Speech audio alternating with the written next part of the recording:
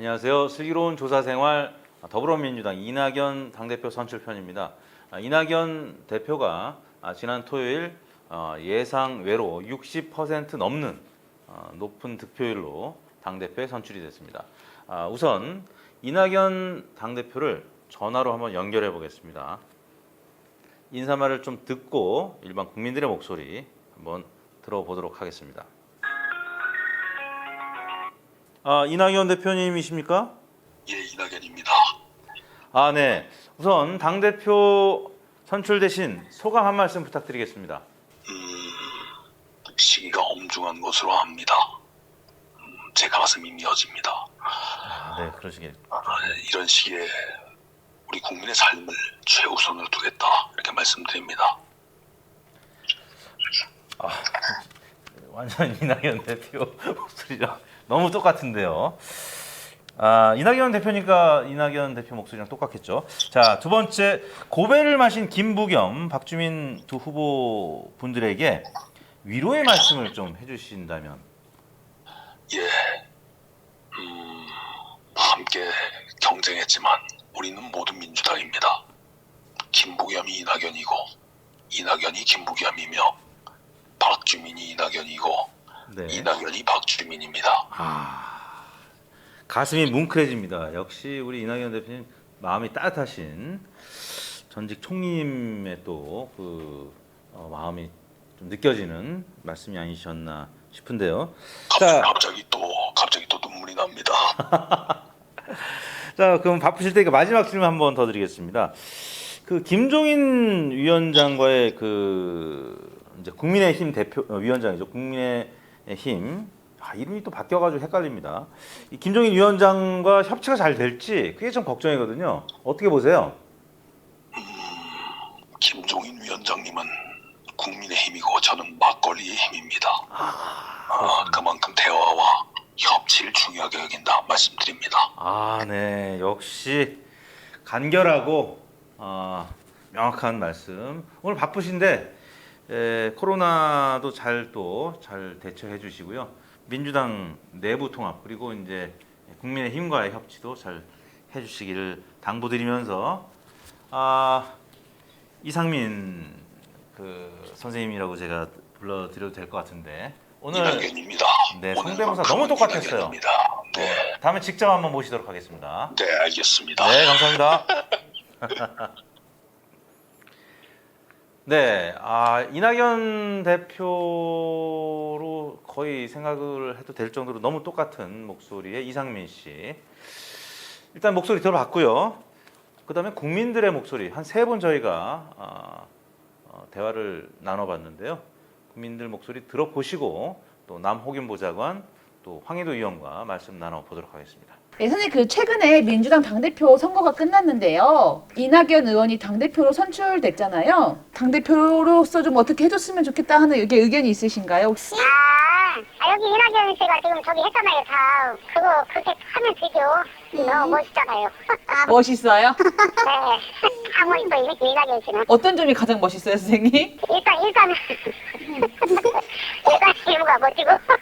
외모요? 말을 그리고 함부로 또 집에 생각해가면 또 참 저기 여자잖아요. 그러면은 좀 김부겸, 박주민 의원을 평가해 본다면 어때요? 김부겸 씨 괜찮잖아요, 또. 김부겸 이낙연 씨가 좋죠. 이낙연 씨가 더 좋다. 네. 혹시 이낙연 의원이 당대표로서 좀 약간 어떻게 해줬으면 좋겠다, 아니면 혹시 기대하는 바가 있으신가요? 제일 중요한 건 소통이겠죠. 국민과의 소통을 말씀하시는 건가요? 그러죠. 여야 간에도 마찬가지죠.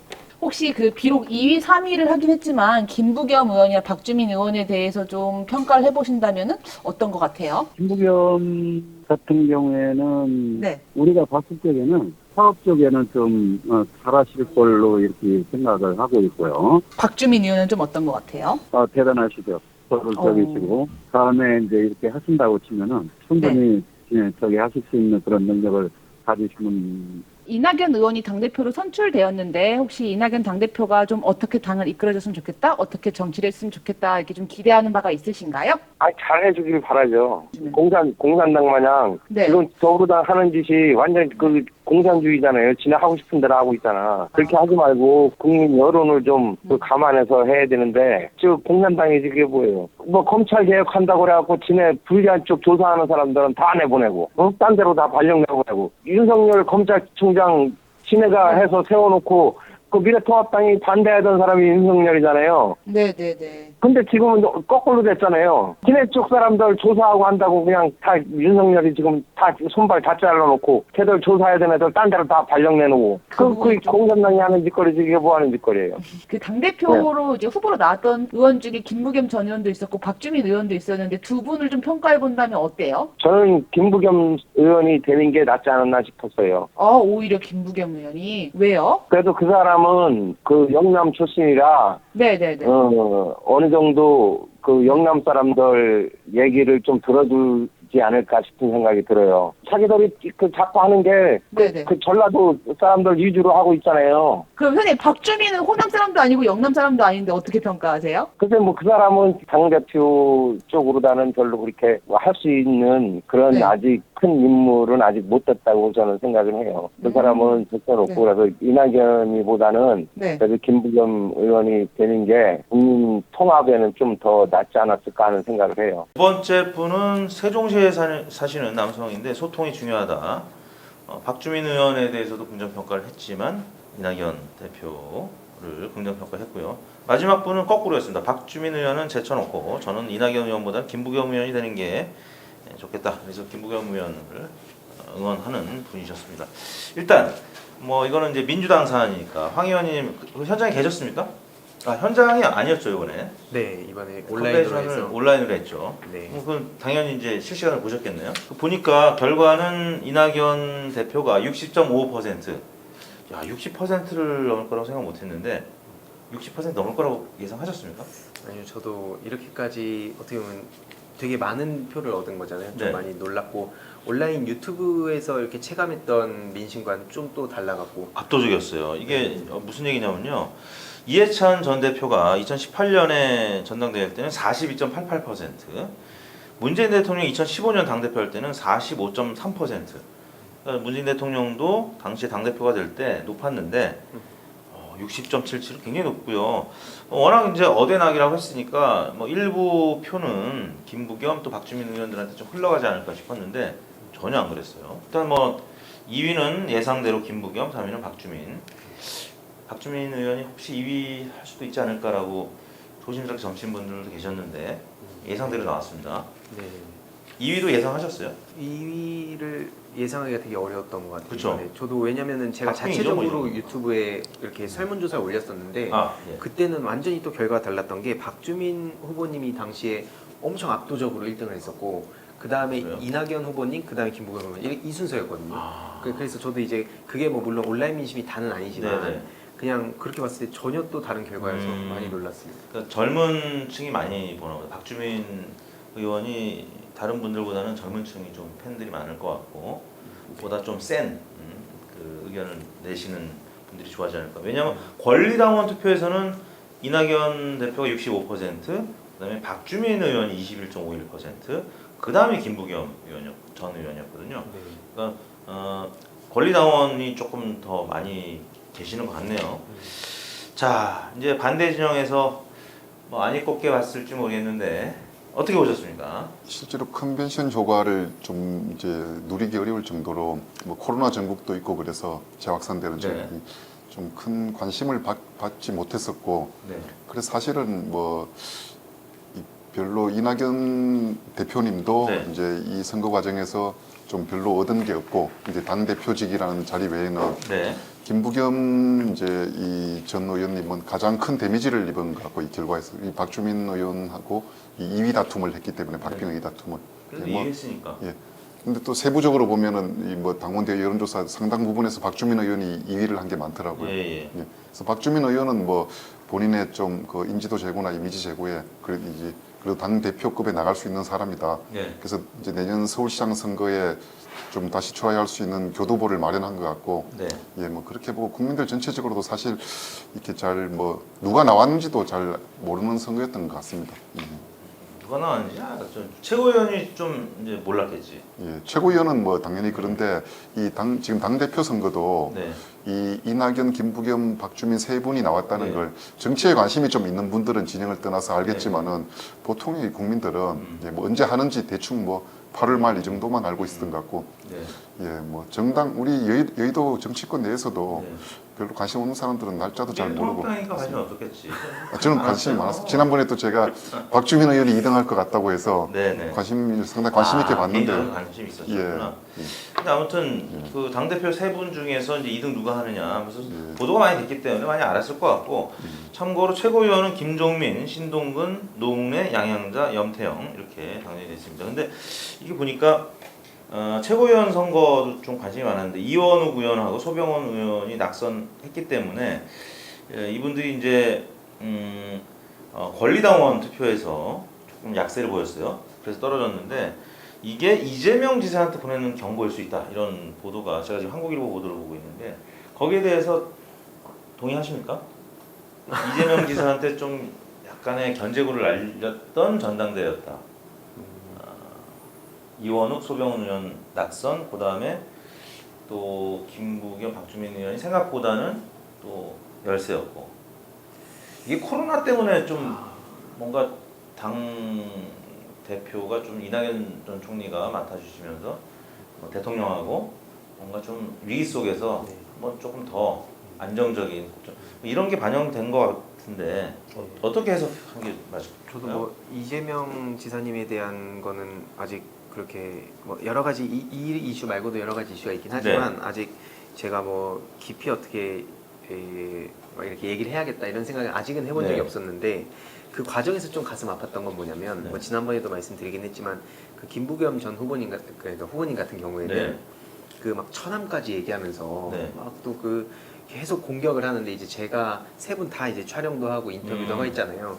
근데 그걸 알리는데도 저한테도 막 그 과거 알고 그러냐 이런 식으로 하더라고요. 근데 그 과정에서 정말 그 출혈이 좀 많았을 거라 생각을 하고 세 분 다 어쨌든 각각의 또 되게 중요한 분들이고 최고위원분들도 원래 다 뵈려고는 했는데 그 연락이 왔었어요. 이 촬영을 좀 할 수 있냐. 근데 이거 한 분 하면 이건 워낙 많으니까 인기가 많았구나. 아니 그건 아니고 그런 거 아니니? 왜냐면 이게 지금 코로나 때문에 앞에 말씀 주셨듯이 사실 제 주위도 잘 모르더라고요. 이게 그냥 그러다 보니까 그냥 자연스럽게 더 친숙한, 그러니까 더 많이 알고 있는 이낙연 후보님이 또 총리 시절에 좀 안정적인 그런 막 산불대라든지 이런 과정들을 보면서 그렇게 그냥 이렇게 찍게 된 것 같은데 저도 아무튼 그래가지고 이런 생각이 좀 들었어요. 그러니까 같은 그 당이라 하더라도 의견은 당연히 다를 수 있는 거고 그게 당연한 건데 그 과정에서 막 과거의 발언까지 끄집어 온다든지 아니면 막 지역 출신을 끄집어내고 막 가족까지 막 끌어내면서 비난하는 거는 이건 제가 옆에서 보면서도 너무 상처가 이렇게 돼가지고 그게 참 이게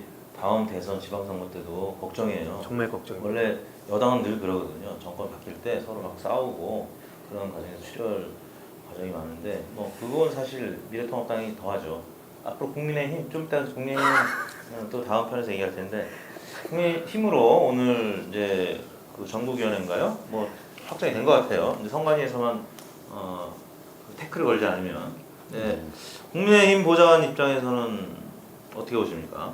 더 할 것 같은데 국민의힘 근데 앞으로 그 이제 전당대회 당사자들 입장에서는 이런 부분들이 아프고 뭐 이렇게 하겠지만 사실 일반적인 뭐 선거판이나 당의 중요한 어떤 경선 대선 후보 경선이거나 이런 것과 비교해서는 사실 이번 선거가 그렇게 쟁점화가 안 되는 선거였기 때문에 거기 선거 과정에서 나왔던 여러 네거티브나 또는 뭐 그런 검증에 관련된 부분들을 많은 국민들이 전혀 잘 모르는 상황입니다. 내부에서는 좀 그런 아픈 공격들이 좀 있었죠. 뭐 이게 대선 후보 치열한 대선 후보 경선이나 이럴 때는 온갖 가족사가 다 나오고 지난번에 뭐 당연히 이재명 그 지금 지사도 보면 형 문제나 여러 가지 막 가족 내의 문제가 모든 치부가 다 이렇게 어떻게 보면 드러나는 거니까 이게 이 현대 정치의 어떤 대중 정치인의 숙명인 거죠. 검투사 같은 겁니다. 결국에는 다 죽는 거죠. 말 나온 김에 그러면 국민의힘 예. 이제 당무감사 곧 이제 할 텐데 예. 뭐 가을이 되면 예. 지금 민경욱 전 의원이라든지 김진태 전 의원 등등 속아낼 수 있을까요? 김종인 위원장님? 어제도 보니까 민경욱 전 의원께서 코로나 음성 뭐 2번 이제 음성 나왔는데 왜 집에 가둬놓냐 그래서 어디 저기 나가셔가지고 지금 어디 확인이 됐나 소재가 확인이 됐나 모르겠어요. 아무튼 예. 난리던데 댓글은 미래통합당 국민의힘 지지자들도 예. 막 반분이 돼가지고 민경욱 의원한테 뭐라고 하지 마라 이런 의견들도 있고.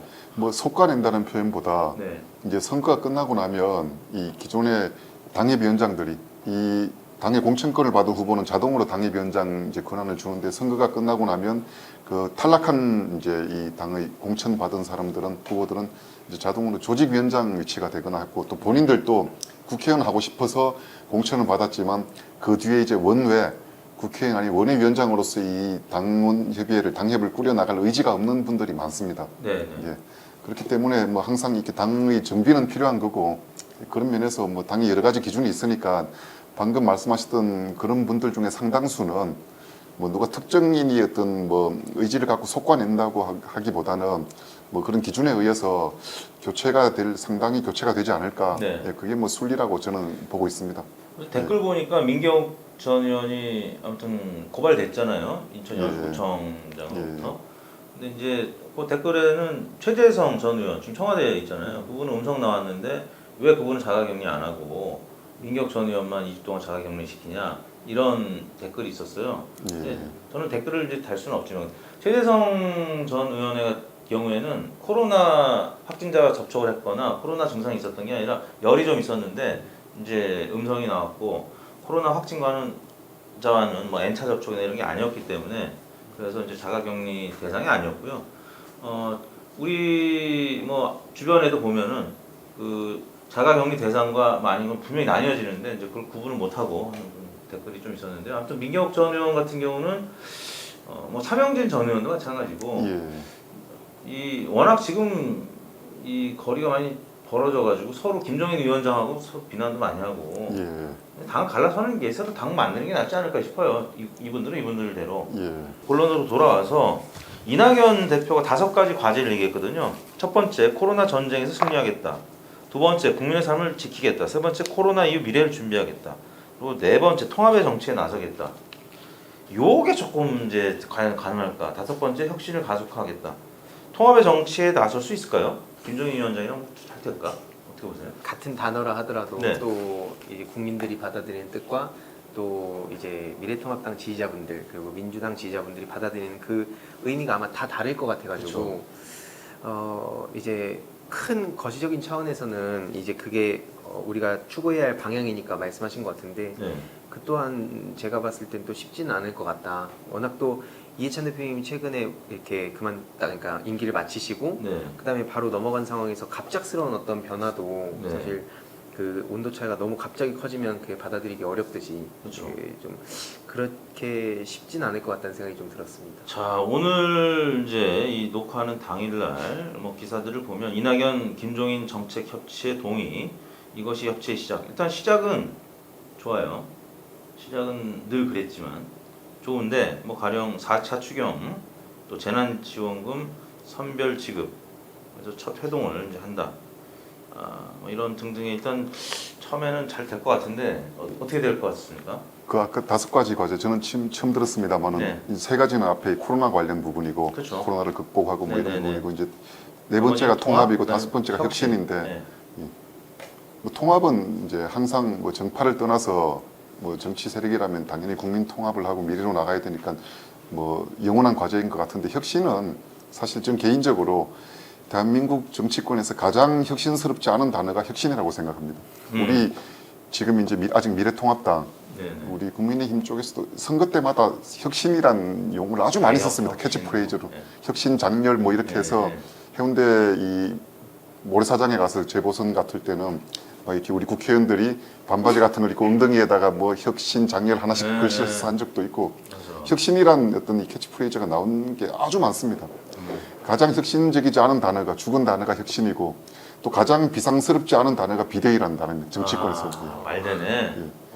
개콘에서 비대위가 나왔던 게 2011년인가 아마 그런데 제 기억으로 네. 그 개콘에서 이게 무슨 뭐 헌법 용어도 아닌데 네. 어떻게 주요 정당들이 항상 비대위란 표현을 써서 네. 비상대책위원회 네. 몇 달씩 하고 저는 그런 표현을 좀 안 썼으면 좋겠는데 네. 아무튼 그래서 이 혁신이 사실 가죽을 벗기는 게 혁신 아닙니까? 아 그렇구나. 예. 가죽이 뭐, 없자구나 이게. 그냥 혁신이란 말을 우리가 너무 자주 쓰니까 뭐 보수든 진보든 저는 혁신이란 말이 나오면 아무 감흥이 없습니다. 그럼 뭐라고 해야 될까? 개혁, 혁신, 그다음에 이제 그런데 구체성이 떨어지는데 네. 결국 이제 이 분의 어떤 특징이자 장점이자 어떻게 보면 약점일 수 있는데 예, 지금 뭐 5가지가 네. 뭐 이렇게 아주 예리하게 팍 와닿는 게 지금 없지 네. 않습니까? 코로나 당연히 지금 극복해야 되는 거고 이겨내야 되고 뭐 통합과 혁신 이러니까 이게 어떤 뭐 좀 은근히 디스하는 좀 확실하게 디스를 하든지 이 혁신을 가속화하겠다 이게 구체성이 있어요. 규제를 혁파 또는 완화하겠다. 혁신 성장이 지속되어야 되고 청년 여성이 이 당의 의사결정에 참여하도록 제도하고 정책위원을 확대하겠다. 뭐 이런 게 있어. 자세히 읽어보면 있어요. 그런 얘기도 수십 년 전부터 나왔던 단어 아니겠습니까? 청년 그리고 박근혜 정부 아 때는 이제 막 됐는데 뭘 또 구체적으로 또 어떻게 아니, 해야지. 같은 표현이라도 박근혜 정부 때는 규제 길로틴이라는 표현까지 있습니다. 규제 단두대, 예. 규제 목을 자르겠다고 네네. 단두대에서. 근데 뭐 규제 혁파 이런 단어는 아. 예, 저는 이분을 위해서 드리는 네네. 말씀입니다. 아, 그렇습니까? 예. 통합은 아무튼 잘 될 것 같습니까? 안 될 것 같습니까? 이 협치 김정인 위원장이랑 호흡이 잘 맞을까요? 근데 통합의 의미가 갈라져 있는 어떤 뭐 세력이나 줄기를 합친다는 면에서 뭐 그런 표현으로 쓰진 않은 것 같고 뭐 이렇게 편을 가르지 않고 여당으로서 야당이 책임 양보할 있게 것은 양보하는 원칙이 있는 협치에 나서겠다 그러거든요. 예, 그 어떤 협치의 의미로 그 통합이라는 단어를 쓴 것 같습니다. 네네. 협치의 의미로 일단 뭐 또 이 재난지원금을 네. 이렇게 뭐 선별. 선별직업 뭐 그걸 아주 기성사실화해서 네. 그 부분은 우리 당하고 네. 좀 이렇게 이 코드가 맞는 것 같은데 국민의힘은 오히려 선별이죠. 예 민주당 내부에서 네. 그 부분으로 아직도 논란이 심하던데 네. 개인적으로 이 이낙연 대표님께서 그 부분 때문에 당 내에서 네. 좀 상당히 이렇게 뭐 좀 곤란한 상황을 겪지 않을까. 네. 네. 이미 또 선거 과정에서도 좀 곤란한 상황을 겪으신 것 같고, 네. 예, 뭐 그런 좀 우려가 있습니다. 그렇군요. 예. 아, 거의 뭐 그 이 민주당의 핵심 당원들 그 이렇게 뭐 이 표현하신 네. 하는 걸 보니까 아주 그 선별직업에 이낙연 대표님이 선별직업을 하자고 한 부분에 대해서는 아주 이 좀 적나라하게 공격을 하는 글이 아주 많았습니다. 뭐 이럴 줄 알았다부터 해서 뭐 네. 네. 거의 뭐 반기문이 연상된다 뭐 음. 예.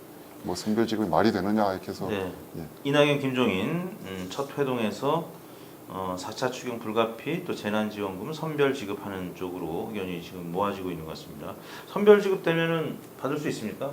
아직 잘 모르겠어요. 어떻게 될지. 어디까지 줄지 아직 모르니까 왠지 못 받을 것 같은데. 저는 받을 것 같습니다. 네. 선별직업해도 받을 것 같아요. 오늘 그래서 보니까 불길에. 그 김종민 의원님이 그 이번에 수석지구 김종민 최고위원. 의원이시잖아요. 예. 그분이 또 이걸 약간 합치는 그러니까 그런 안을 또 이렇게 오늘 오전에 저도 이제 봤는데 저요 어떻게? 그러니까 이게 막 그 선별 복지 싸움이 아니라 네네. 그 지금 이게 막 경제 정책으로 보면 그리고 네. 복지 정책으로 봤을 때 이걸 나눠 가지고 그러니까 지금 급하게 이걸 그 군환해야 될 그런 금액으로는 일부 이 뭐 예를 들어서 택시 기사라든지 이런 분들처럼 이번에 그 굉장히 피해를 크게 받은 분들 대상으로 이제 이걸 금액을 주고 네. 그건 이제 선별해가지고 당연히 해야겠지만 어쨌든 전체적으로는 우리 국민들한테 이 그 보편적으로 가야 된다. 근데 이거를 잘 섞어갖고 지금 그래서 그 김종민 최고위원님 강조하셨던 건 이제 총액이거든요. 네. 이 총액을 얼마를 할지에 따라서 이 분배할 금액이 나누고 그걸 이제 그래서 구체적으로 이거를 좀 나누는 걸 봤을 때 두 가지 다 막 하나만 택일이 아니라 이 두 가지를 같이 갈 수도 있지 않냐라는 얘기를 이제 오늘 처음 오전에 꺼내가지고 예. 이게 어떻게 또 전개가 될지 모르겠는데 아무튼 저도 약간 그런 생각이 들어요. 그러니까 여태까지 민주당에서 그 어떤 보편적 복지에 대해서 쭉 복지 정책으로 봤을 땐 보편적 복지에 대해서 큰 예. 궤를 이렇게 지켜왔고 그렇게 주장을 해왔기 때문에 앞에 이렇게 보좌관님 말씀 주셨듯이 좀 일부 지지자들이 또 그 강하게 비판 혹은 더 막 선 넘게 막 비난하는 사람도 보이는데 그건 저도 잘못된 것 같고 다만 그 확실히 그런 이해찬 대표님과의 그런 차이는 좀 많이 느껴지긴 합니다. 이게 뭐 네. 좋다 나쁘다가 아니라 저도 옆에서 그때 그 인터뷰를 할 때 느꼈던 게 그걸 강조하셨거든요. 이제 그 180석 여당이면 이 책임지는 발언을 해야 된다. 그러니까 한마디 한마디 하실 때 원래 스타일도 좀 그러시긴 하지만 되게 신중하시고 좀 말이 많이 없으시잖아요. 근데 그때 인터뷰할 때도 되게 막 말씀을 하실 때 되게 일반적인 얘기할 때 말고 어떤 정책에 대한 얘기하실 때는 되게 신중하셨거든요. 그러니까 네. 어떤 그만큼 스스로 책임 있는 자리에서 대표로서 뭔가 좀 더 그 답답해 할지라도 좀 신중하게 내가 이런 걸 고민하겠다라는 말씀을 하셨기 때문에 아마 그 지지자분들도 그런 점들은 좀 어느 정도 스타일의 차이와 이런 것들은 좀 받아들이셔야 되지 않을까. 근데 뭐 저는 어쨌든 그럼에도 불구하고 보편적 복지로 봤을 때도 그게 맞다고 생각하는데 예, 예.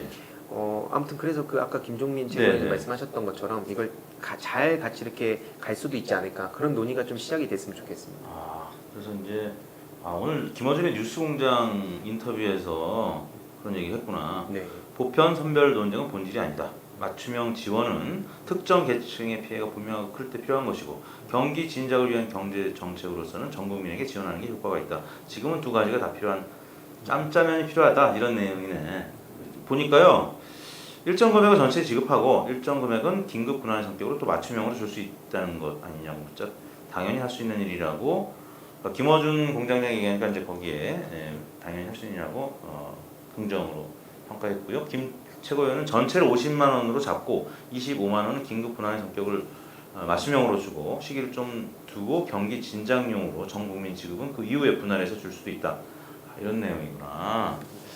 그러면 또 우리 조금 받을 수 있을 가능성이 커졌네. 이게 선별 지급하면요 또 보나마나 지출 떨어져요. 왜냐하면 못 받는 사람들 막상 생기잖아요. 보면 왜냐면 힘든 사람들이 있거든. 이게 선별 이제 대상이 아닌 사람들 중에서 당장 캐시가 없어가지고 힘든 사람이 분명히 있어요. 다 사정이 있거든. 근데 지난번에 보니까 주변에서 못 받게 된 것 같은 사람들은 막 불만들이 많고 갑자기 문재인 대통령이 싫어지고 민주당 싫어지고 그래서 이거 되게 어려운 내용이거든요. 그러니까 김종민 최고위원이 역시 좀 머리가 빨라. 그래가지고 참고로 제 고등학교 선배님입니다. 굉장히 좋은 고등학교 나와가지고. 그러면 뭐 이제 마무리해야 될 이제 상황인데 저 남보좌관님 뭐 우리 이낙연 대표님 혹은 또 이제 새 지도 체제를 향해서 한 말씀 해주죠. 이분이 이제 지금 대표에 출마를 한 게 고민을 하셨겠지만 7개월 대표를 하시려고 나온 거지 않습니까? 예, 임기가 내년. 그게 좀 예. 문제예요. 결국 이제 대선 어떤 뭐 이 일정을 봐서 이제 나오신 건데 이번에도 그 봤더니 역시 그 선별 이제 직업 때문에 공격을 그렇게 받는데 당내에서 공격을 받는데 그걸 적극적으로 옹호해주는 글이 거의 안 보였습니다. 그러니까 이분이 이제 원체 폭넓게 지지를 받다 보니까 네네. 여권 지지자분들 이 팬덤이 없는 겁니다. 그러니까 이 대중 정치인으로서 강력한 어떤 지지 근데 이 정도 세력. 팬덤 있는 거 아니에요? 60%? 아니 그러니까 그게 무슨 이 옹호하는 댓글을 달거나 이분의 입장을 대변해주는 나름 대변해주는 침묵하는 다수가 지금 뭔가 팬덤이 생길 것 같아. 그렇다면 다행입니다. 네. 그리고 지금 대선 같은 당 내에서라도 이제 이 대선 후보로 발돋움하려면 그냥 두루두루 잘할 것 같고 저 이제 고건 전 총리 이미지처럼 지금 그런 이미지인데 뭔가 좀 강력하고 역동적인 본인만의 이 어떤 마케팅 포인트가 이제 필요합니다. 이낙연 그러면 무난한 사람, 뭐 잘하는 사람, 흠없는 사람 이런 게 아니고 그래서 지금 임기 후반부로 가고 본인이 이제 이 정권 재창출하는 대통령이 되려고 후보가 되려고 한다면 지금은 뭔가 차별화의 시간이고 현 정부와 또는 이제 서로 간의 어떤 이렇게 좀 이 사전에 어떤 인정된 합의된 어떻게 보면 반역의 시간인 겁니다. 네. 딛고 나를 밟고 가라. 자꾸 반역을 하라고 그러네. 나를 밟고 가라. 뭐 이렇게. 위도신문에 넘어가시면 안 되는데. 아무튼 그런데 이 7개월 동안 그런 것들을 그 어떤 이 지지 기반을 그대로 갖고 가면서 차별화까지 시킬 수 있고 또 본인만의 어떤 그 이 소구점을 마케팅 포인트를 어필할 수 있는 점을 만들 수 있는지. 근데 이낙연 대표님 참 운이 좋으신 것 같아요. 이번에 한참 독주를 하다가 갑자기 또 코로나 장마 해가지고 뭐 전당대회를 할 수가 없는 상황이 돼가지고 그냥 굳히기를 그냥 해버린 거 아니에요. 뭐 할 수가 없었어 김부겸, 박주민 두 후보는. 원래 그래서 저희가 프로그램 중에도 되게 준비한 게 많았거든요. 뭐 예를 들어서 음식 같은 거, 셰프 이런 거 컨셉으로 해가지고 정치가 너무 딱딱하잖아요. 그쵸. 그래서 정치를 좀 재미있게 풀자. 그러면서 또 코로나 이거 때문에 지금 힘드니까 지역도 지역 특산물 같은 걸 요리도 하면서 정치 얘기를 재밌게 해보자는 걸 했는데 그런 이벤트 준비했구나. 네, 그걸 원래 그래서 저도 홍보위원이니까 네네. 막 그런 거 아이디어 내고 같이 막 이걸 기획하고 했는데 갑자기 이제 좀 분위기가 안 좋아져서 이게 다 없어진 거예요. 저 그래서 좀 참 아쉽네, 좀 되게 많이 준비를 아쉬웠습니다. 많이 하셨는데. 네. 그래서 근데 하나 저도 이제 마무리하면서 말씀드리고 싶은 네. 게 이번에 그 박성민 청년 대변인 네네. 24살 그 고등학생이거든요. 대학생이거든요. 죄송합니다. 대학생인데 그 발탁이 진짜 깜짝 발탁이라고 저는 생각을 잘 해요. 아세요? 그분? 저도 총선 기간 동안에 네네. 같이 그 방송 씀에서도 뭐 이것저것 하고 얘기도 많이 나누고 좀 친해졌는데 그분보다는 나이가 위시죠? 네네 제가 네. 좀 더 위인데 그분이 되게 그렇게 기가 죽을 스타일이 아닌 것 같더라고요 일단 그리고 직접 이렇게 이낙연 대표님이 연락을 주셔서 그래서 이제 안에 이번에 발탁이 된 것 같은데 네. 이런 걸 보더라도 이제 서서히 어떤 그 기존의 막 안정적이고 뭔가 되게 이도저도 아니다라는 어떤 이미지를 좀 탈피하는 데 있어서 이제 첫 스타트가 아닌가 생각을 하고 조금 더 저도 이런 변화 개혁이라는 단어가 좀 아까 이유로 쓰긴 그렇지만 아무튼 변화에 있어서도 좀 슬슬 더 보이지 않을까라고 저도 기대를 하고 있습니다. 우리가 운칠기삼이라는 말이 있는데 운구기일이라는 말도 있잖아요. 기술이 1이고 운이 90%다. 이낙연 대표는 이번에 참 운도 좋았던 것 같습니다. 뭐 김부겸 또 박주민 두 후보가 이렇게 큰 격차로 질 상황까지는 아니었던 것 같은데 아무튼 여러 또 운이 따라서 60% 넘는 득표를 했는데요. 아무튼 민주당을 잘 이끌어 주시고요. 또 국민의힘 국민의힘당이 아니라 국민의힘이라고 해야 된다고 합니다. 국민의힘과 잘 협치를 하셔가지고 이 코로나 전국 위기를 잘 극복하시는 이낙연 대표 되시길 바라면서 오늘 슬기로운 조사생활 이낙연 당대표 선출편을 마치겠습니다. 오늘 두 분 오늘도 고생하셨습니다. 감사합니다. 감사합니다. 네.